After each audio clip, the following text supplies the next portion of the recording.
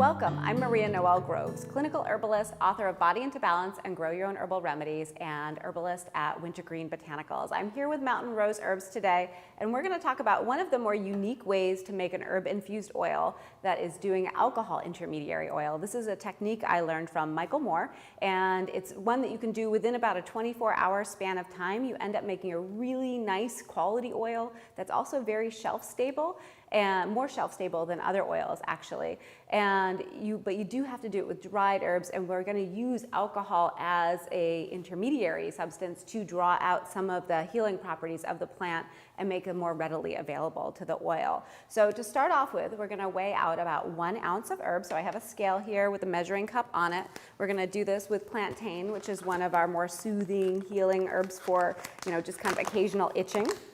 And it's one that I really love to work with. And this technique, you really do need to use dry herbs because of the way that the process is. There are a few herbs that are better to make herbal oils with when they're fresh, like St. John's wort. So this technique won't work for that, but it will work for most of your other herbs that you might want to make herbal oils with. And you'll be surprised by how little time the herb and the oil are in contact with one another, but yet how fantastic the quality is of the final product. And so I'm just going to weigh out about 1 ounce.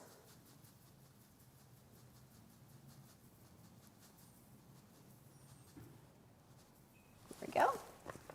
And it doesn't have to be perfectly exact. As Michael Moore would often say, this isn't lab science, it's herbology, but approximately 1 ounce. And then we're going to grind that up into a coarse powder. And you can use whatever grinding equipment you have. It doesn't need to be perfectly powdered. So I'm using a bullet, and that's usually what I use at home as well. But you can use a regular blender, you can use a coffee grinder, whatever you have on hand will work for that.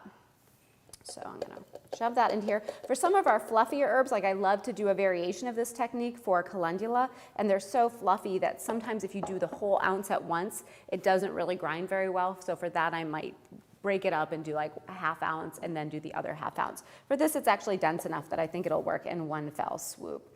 So we're going to make a little bit of noise here as we grind this up.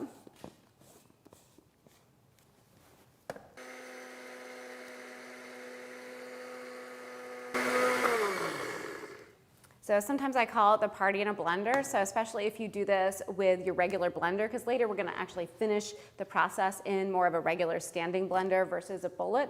And so sometimes I'll do my grinding in that just so I have fewer things to clean, but a bullet does do a little bit better job for grinding. When you're doing it in that standing blender, I like to call it like the party in the blender, because you'll start to see everything just sort of fly around and you'll be able to see that things are pretty well ground up. So we've got our ground up herb, and I'm just going to put that in a mason jar. You could put it in another container first to prep it, and then put it in anything that's really tightly sealed. So mason jars work quite nicely since they are so well sealed, but they are kind of an awkward size. They're a little bit more narrow mouthed, so we'll just kind of work with that.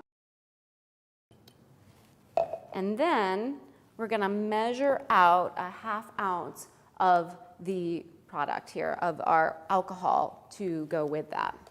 So we're going to pull out just a little measuring shot glass. You can use the 1 ouncers, or this one's a 4 ounce. They both work. Something that you can measure in small quantities, because we're only going to be measuring out a ½ ounce for this particular one. If you don't have a measuring shot glass around, but you happen to have a 1 ounce jar for salve making, or you have a 1 ounce tincture bottle empty, you can just kind of eyeball it about halfway. So you don't necessarily need to have fancy equipment, but I do love these little shot glasses.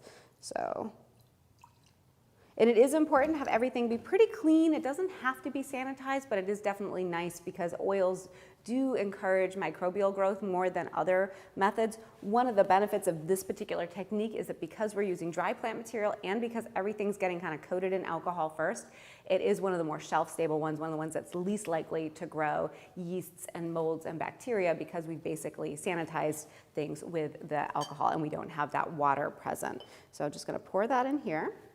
You could use a fork to kind of work this in, but oftentimes I will just put the lid on and shake it, and that will work pretty well to just disperse that little bit of alcohol throughout the herb material.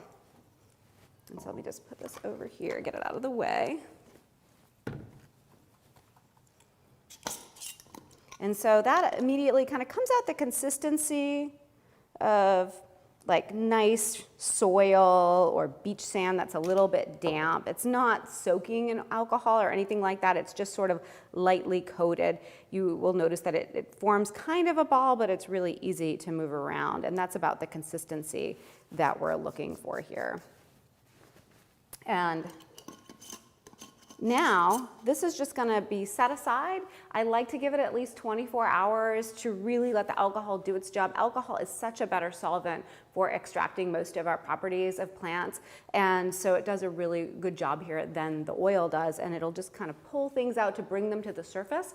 And then later when we go to blend this with the oil, it'll readily give those properties right over to the oil, and it just comes out really nicely. So we'll give it about 24 hours, and then we'll come back and finish up this process.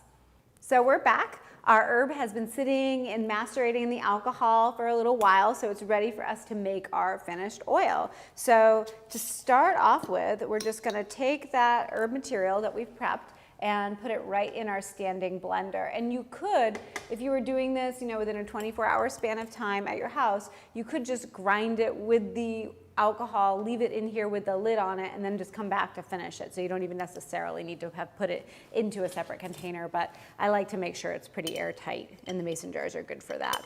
So we'll just kind of get all that in there.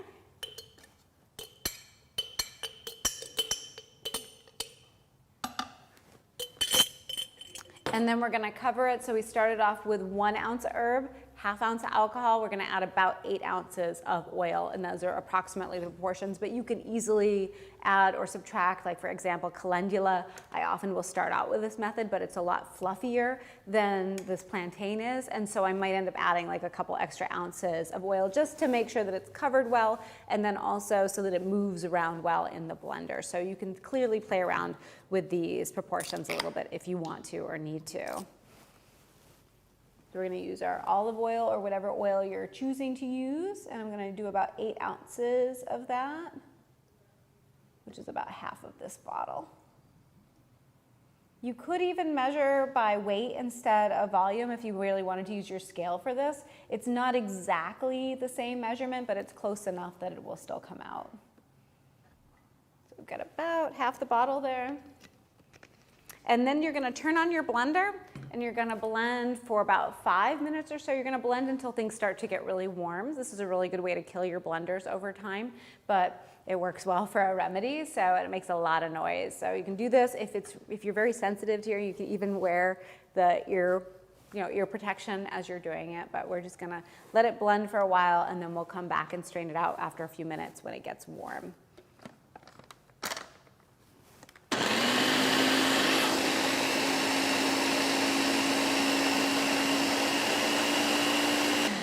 Right, so it's just a little bit warm to the touch, and now we can just strain this out.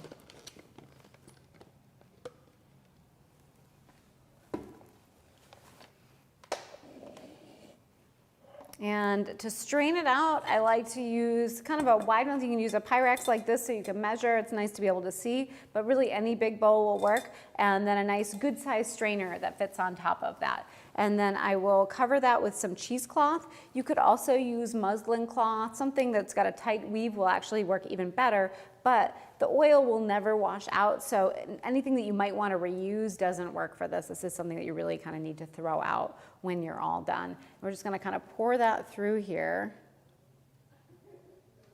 And then I'm going to use my hands to really squeeze it out. And you can do this with your bare hands for sure, but I'm going to use gloves because it just makes the whole process a little bit less messy, because working with oil and doing this, you'll get it all over your hands. And so I'm going to put on some nice gloves and then squeeze it out. I've done this pressing out turmeric by hand, and not just my hands, but also my wedding bands were stained yellowy orange for a while, which my husband was not too happy about. So started wearing gloves. Look at how beautiful that color is. The alcohol really extracts a lot more properties from the herb and sort of puts that into the oil than if you only used oil. And when I'm doing calendula, I start with a pretty similar technique, but instead of straining it out right away, I'll pour all that slop right into a jar, and then I'll do the heat method for a couple hours to a couple days, and then I'll strain it out. And that just seems to get just a little more out of the calendula, which benefits from a little bit of heat, but also extracts with that alcohol intermediary process as well. But almost all other herbs besides calendula and St. John's wort I do via just this plain method. So we've got our finished oil here, and this is pretty much ready to go, but there is quite a bit of sediment because we ground up our herb quite a bit, and the cheesecloth is really pretty porous, and so some of that sediment will get through. So a lot of times what I'll do is after I've strained it out for the first time, then I'll put it through a coffee filter, and that'll help catch a lot of the sediment. It's a really slow process though. It just drips very, very slowly, but I'll just put it in here. I'll grab another container and just pour right into that, and then I may have to carefully move and put a new filter in when it starts to gum up so much that nothing is dripping through. And that's just gonna make a less gritty product for your final oil. And also later on, as you're trying to assess, like, has my oil gone bad, at least you'll know that you don't have a bunch of stuff floating around from the sediment. So if you see a lot of weird stuff floating around in your final oil a year or so later, you'll know, like, oh, that's probably mold or something else. And so you'll know that it's time to toss that and make a new batch. But this is our herbal oil, really lovely. You can use this as is, straight on the skin. Sometimes I'll combine it with herbal liniments and I'll shake them up really well and then apply them to the skin that way. And then you can certainly go ahead and make a salve or make a cream and use your herbal oil as part of your ingredients for that. But this is your basic oil. It'll keep, especially this one, should keep for at least a year, sometimes longer, as long as it's in a cool, dark, dry spot, and great to work with for all sorts of different skin healing recipes. So I hope you have a great time with this, and happy herbal adventures.